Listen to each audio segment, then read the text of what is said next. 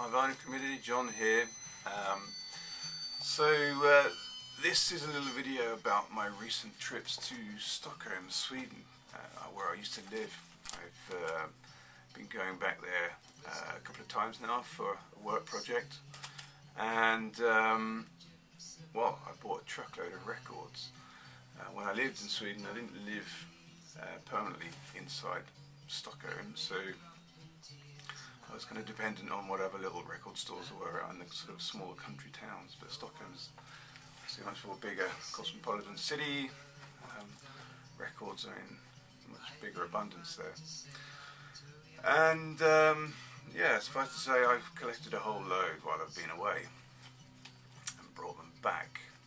I'm not going to get to show all of these records in one session, so it's probably going to be a series of maybe 2, probably 3, possibly even 4 videos. We'll see how we go. With spinning, alright, so this is one of the records I picked up. This is Donovan, Fairy Tale. Lovely record. Really lovely cover. So the first batch that I'm going to show in the first couple of videos are all records that I collected in a big thrift store type charity shop chain they have in Sweden called Myrorna, which essentially is run by the Salvation Army.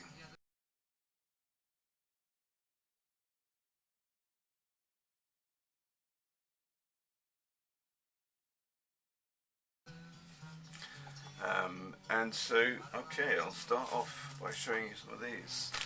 Now, most of these, not all of them, but I'd say most of them, cost me around about 20 krona. I don't know what that is directly off the top of my head. £1.50, £2.50, something like that. So, pretty cheap, and I found some really cool ones. The first one is an interesting 12-inch by this guy, I can't say his name, what's his name? Parov Stella. He's kind of a bit of a DJ, kind of record producer type person. I wouldn't have normally bought this record, but it's in quite good shape, and it's going to describe, someone's put a little tab here describing it as being acid jazz. I don't know much about jazz, but I'm slowly starting to get into it. I wouldn't really describe this as jazz, but it's what kind of spurred me on to buy it. It's got an interesting label. You see that?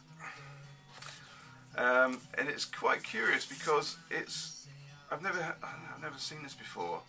The A side plays at 45 RPM. The B side of 2 tracks plays at 33.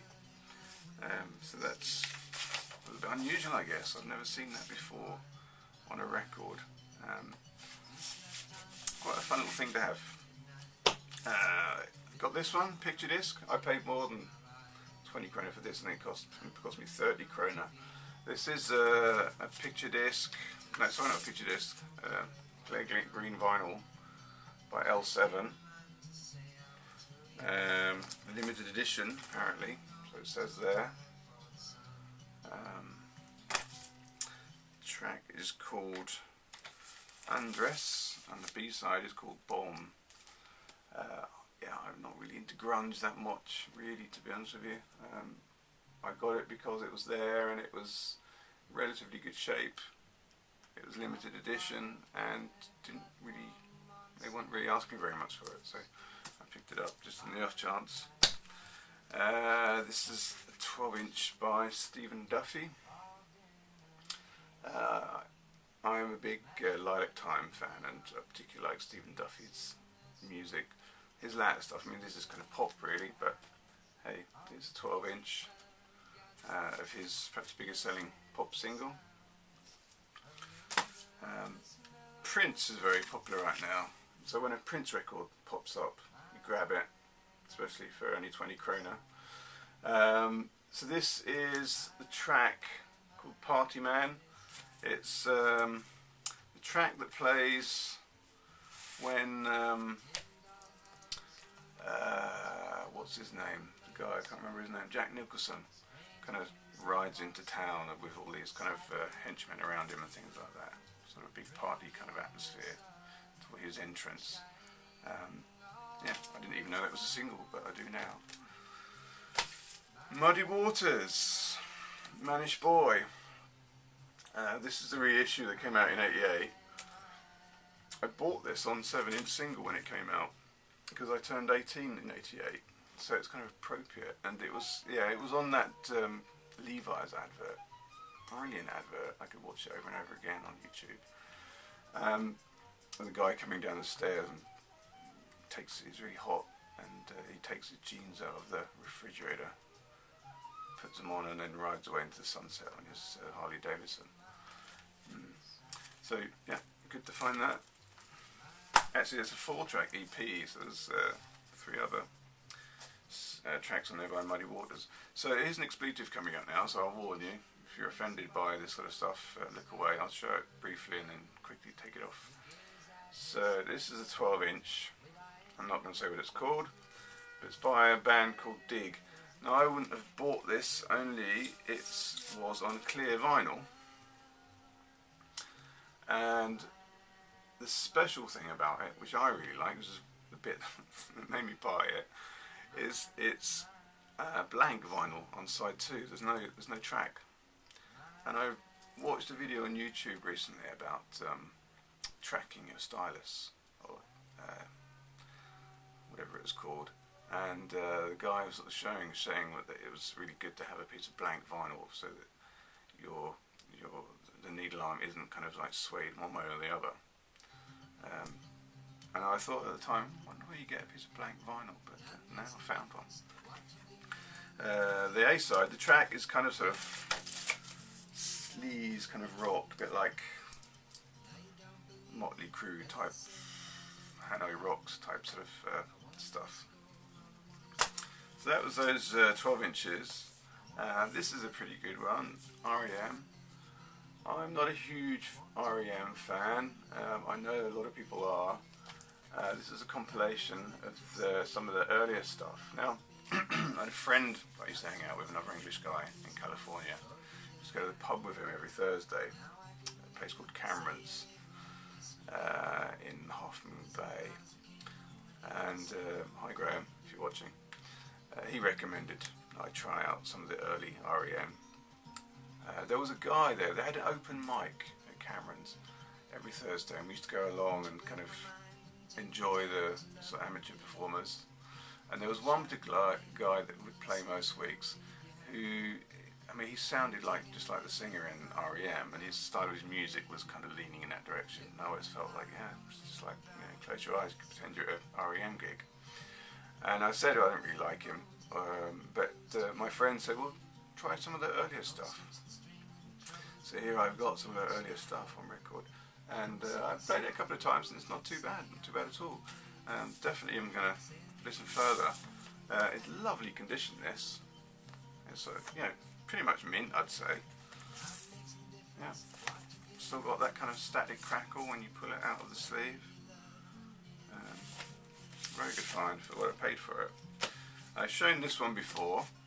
I showed the label on my contest entry for Brenton Young's subscribers contest, which I incidentally have actually won. Thank you very much, Brenton. Stroke of luck, that's the second competition of his that I've won in a row. So yeah, so I've shown that. Great live album, April Wine. It's a band that I've kind of come to appreciate a lot more recently. Next one, Tom Paxton. It's interesting. It's an old record. He's a sort of a American folk artist, sort of in the realms of Joan Baez, I guess you'd say, that type of thing. But the record is really heavy. I mean, the cover is actually quite thick, you know, made to last, I think. The vinyl is actually quite heavy too. It doesn't say any particular weight, but the thing weighs a ton. See if I can show the label. There. I don't have anything by Tom Paxton, but now I do, and yeah, not bad at all. All things considered. This was a bit of a blind buy. I've never heard of this band before, but I'm glad I did. It's a band called Exception. What I've understood about them is that they're a Dutch band.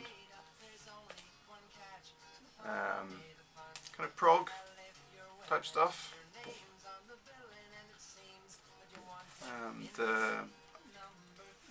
I've played it a couple of times.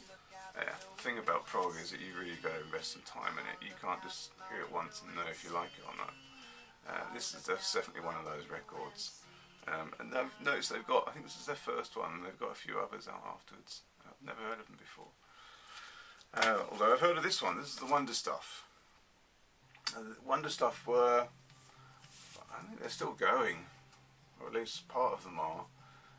They were sort of like an alternative rock band in the late 80s, early 90s, I think. I wasn't into them at the time, but they were very, very popular with sort of young college students. I may be wrong, but I seem to think that the case was if you liked Stone Roses, then you'll also be into the Wonder Stuff. I may have got that wrong, but I think they are sort of grouped in that kind of genre. So there you go. Jellyfish. I'd never listened to this band before. I've heard their name quite a lot, and I think I've even seen this LP shown on YouTube VC. And again, lovely condition, really great condition. I mean, it's practically mint. I was surprised to find that they're more of a sort of pop band than a rock band.